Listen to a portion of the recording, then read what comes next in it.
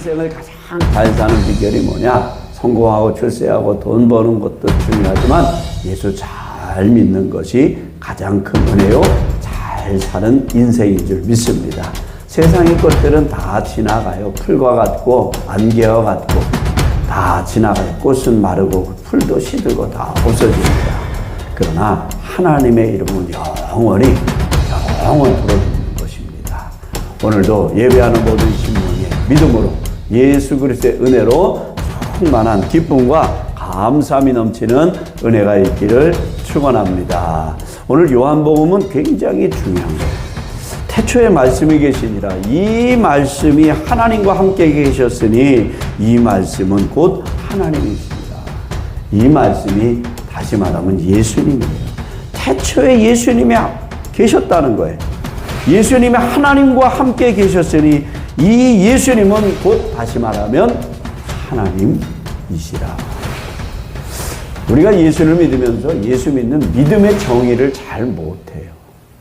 믿음이 뭐냐 이렇게 물으면 잘 대답 못해요. 복음이 뭐냐 라고 물어도 사람들이 머뭇머뭇합니다.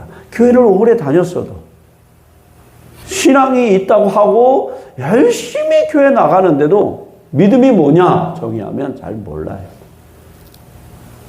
우리가 예수를 믿어요. 그래서 예수님이 누구신가 굉장히 중요한 일입니다. 이 본줄기 이거를 알지 못하면 곁가지에 그냥 파묻혀 살아간다는 사실이에요. 그러면 예수님이 누구십니까? 그 예수님, 우리가 믿는 예수님, 그 예수님, 그럼 어떻게 구원을 받느냐? 그 다음에 어떻게 우리가 그러면 하나님의 자녀가 되었느냐? 예수 잘 믿는 게 은혜고요. 예수 잘 믿는 게 믿음이고요. 예수 잘 믿는 게 인생을 가장 잘 산 인생이다. 우리나라 개신교 중에서 가장 성자라고 하시는 성직자 한 분이 계시는데 영락교회를 세우신 한경직 목사님이십니다. 돌아가셨죠. 말년에 은퇴를 하시고 남한산성에 계셨어요. 신병 치료를 하시면서 남한산성에 거주하셨는데 그때 한국의 유명한 목사님들, 후배 목사님들이죠. 한국 중진들이 목사님을 다 찾아가서 인사를 했습니다. 그러면서 그때 많은 목사님들이 한경직 목사님께 얘기합니다. 목사님, 모처럼 우리가 이렇게 다 같이 모였는데 좋은 말씀 한마디 해주세요. 그때 한경직 목사님이 생각했대요. 눈을 감고 약간 고개를 숙이고 입을 꾹 다문 채로 침묵을 했다는 거예요. 그리고 잠시 후에 입을 띄면서 무슨 얘기를 했느냐? 목사님들, 예수님 잘 믿으세요. 여러분, 누가 보더라도 목사님들이 예수님 잘 못 믿을까요? 그것도 작은 교회 목사들이 아니고 한국의 대표적인 큰 교회 목사님들, 유명한 목사님들이 다 모였는데 덕담 한마디 해달라고 했더니 예수님 잘 믿으라고 목사님들. 여러분, 직분이 믿음이 아니에요. 신앙연수 몇 년 예수 믿었다는 게 믿음이 아니라니까. 그렇게 오래 예수 믿어도 그런 직분을 가졌어도 엉뚱하게 살아가는 사람들이 많이 있다. 여러분, 예수님 정직하게 믿으십시다. 진실하게 믿으십시다. 겸손하게 믿으십시다. 할렐루야. 예수님이 누구신지 모르는 거예요, 예수님이. 오늘 말씀 요한복음 1장은 우리 신앙에 굉장히 중요한 신앙의 토대예요. 사복음서 중에 다른 성경들은 예수님의 탄생에 대한 얘기들이 쭉 나와요. 그런데 요한복음은 예수님의 탄생 얘기가 없어요. 태초부터 계신 하나님이신 예수님, 창조주로 소개하고 있어요, 예수님이. 오늘 1절에 보니까 예수님은 태초부터 계신 하나님이시다. 그가 말씀이고 그가 생명이고 그분이 예수님이라는 거예요. 예수님의 무슨 훌륭한 도덕가, 철학가, 사상가.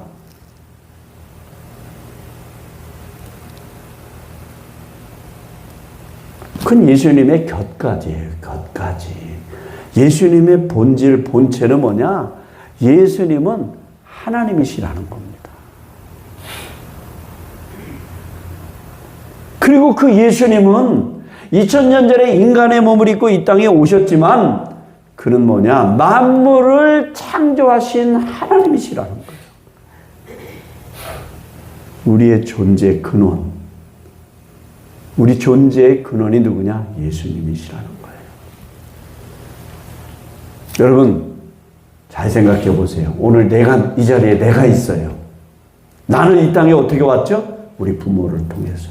그 부모는 그럼 이 땅에 어떻게 왔어요? 그 부모의 그 부모, 그 부모의 부모, 그 부모의 부모로 쭉 올라가면 누군가가 시발점이 있을 거예요. 그게 아담이요. 그게 하와고. 근데 아담과 하와는 그러면 누가 지었냐 이거예요. 하나님이시.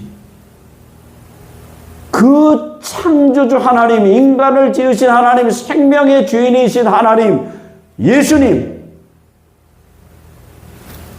창조주 하나님, 인생의 근원이신 하나님.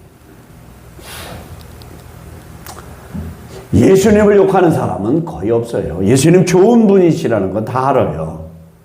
근데 여러분, 예수님은 어떤 철학적, 도덕적인 우리의 선생, 그런 분이 아니에요.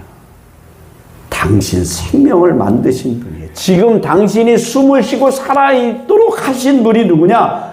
그 하나님이신 예수님이시다. 할렐루야. 예수님은 그렇게 위대하신 분이에요. 여러분 요즘에 핸드폰 다 쓰죠? 스티브 잡스가 물론 만들었긴 했어요, 애플. 근데 이 사실 핸드폰을 제조한 사람, 공장에서 만든 사람 우리 누군지 몰라요. 핸드폰이 쓰다 고장났어. 물론 교체할 수도 있지만은 서비스 센터 가죠. 또 만든 사람과 그 핸드폰에 대해서 제일 잘 아는 업체를 찾아가게 되는 거예요. 우리 인생의 설계자가 누구냐? 우리를 창조하신 분이 누구냐? 우리를 만드신 분이 누구냐?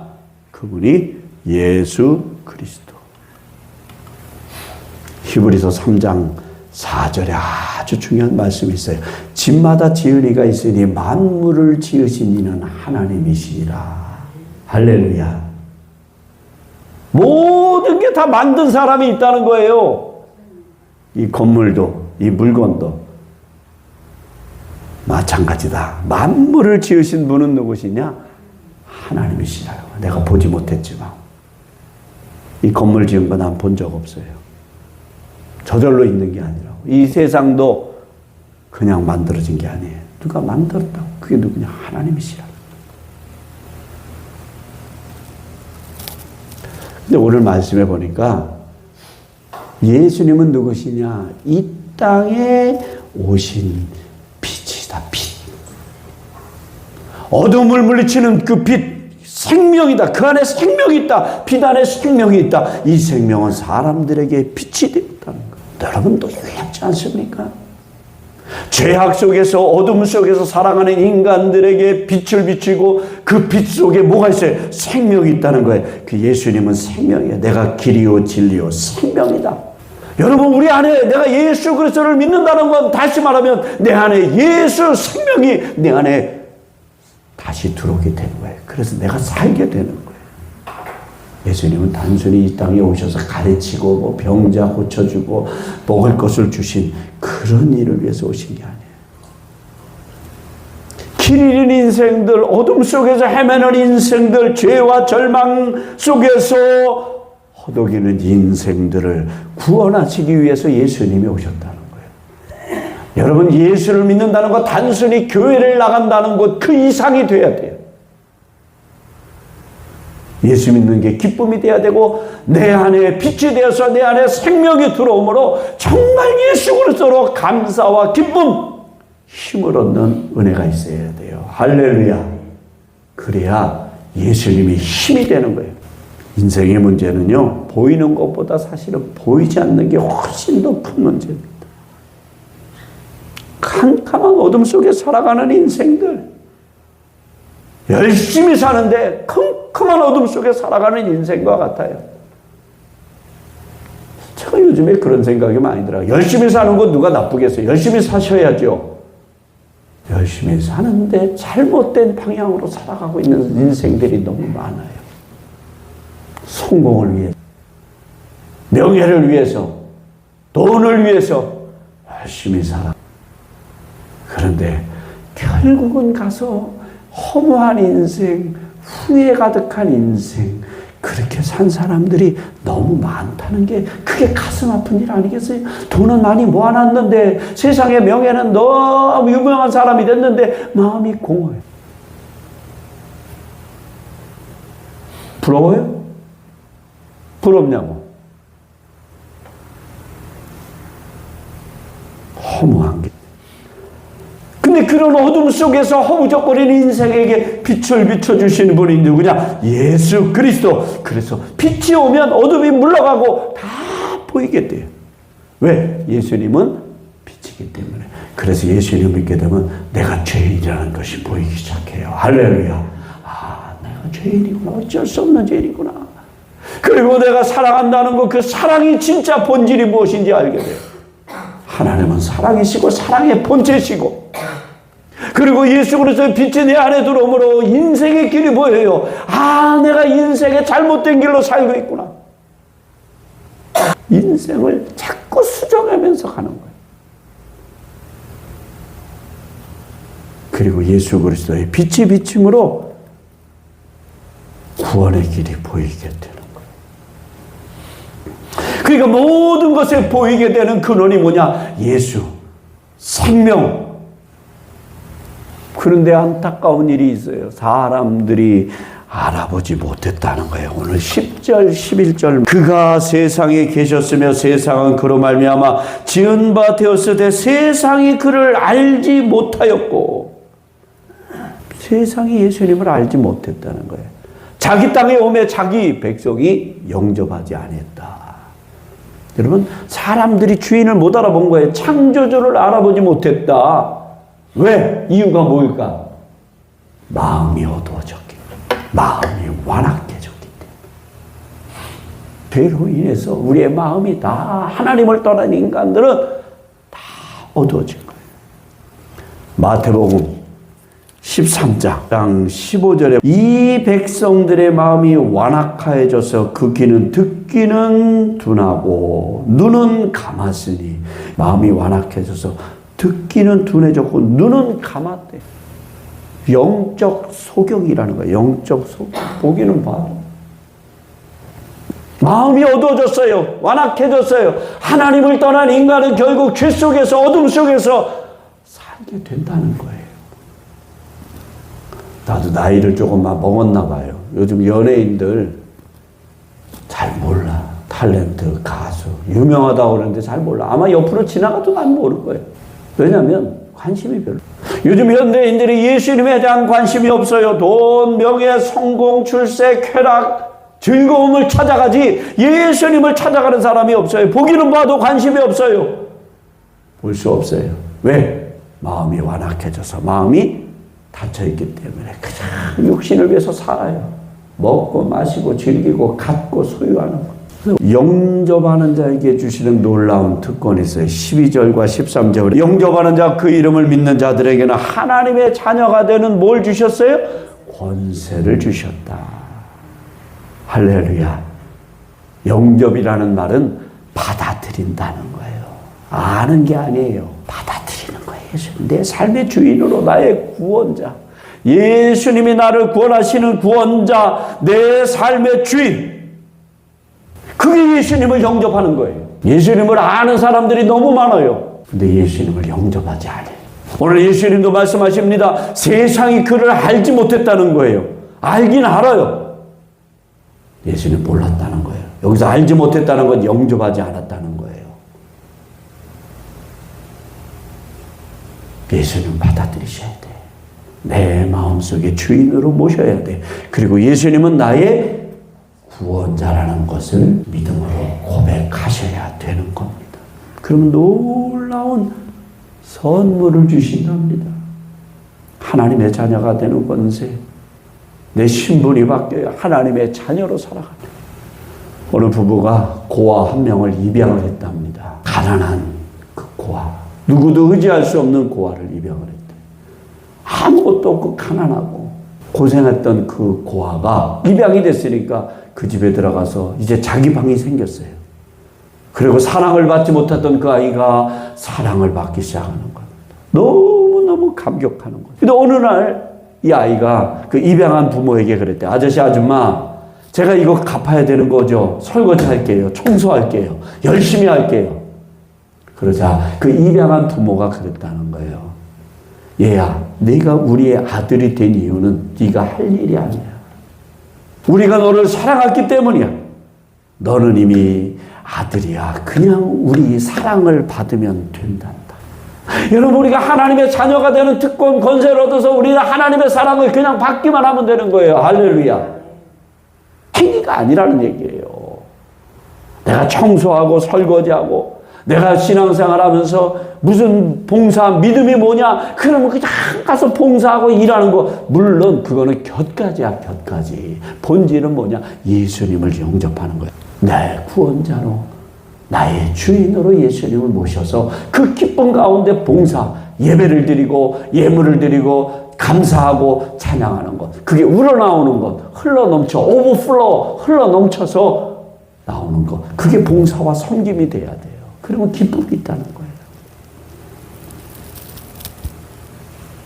하나님의 자녀가 되면은요, 우리의 죄의 과거, 실패, 상처들이 다 우리를 지배하지 못합니다. 고린도후서 5장 17절에 그런즉 누구든지 그리스도 안에 있으면 새로운 피조물이라 이전 것은 지나갔으니 보라.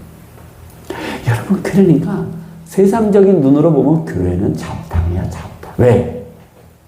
미안해요, 표현이 좀 그래서 인간 쓰레기들도 교회에 다 나올 수 있는 거예요.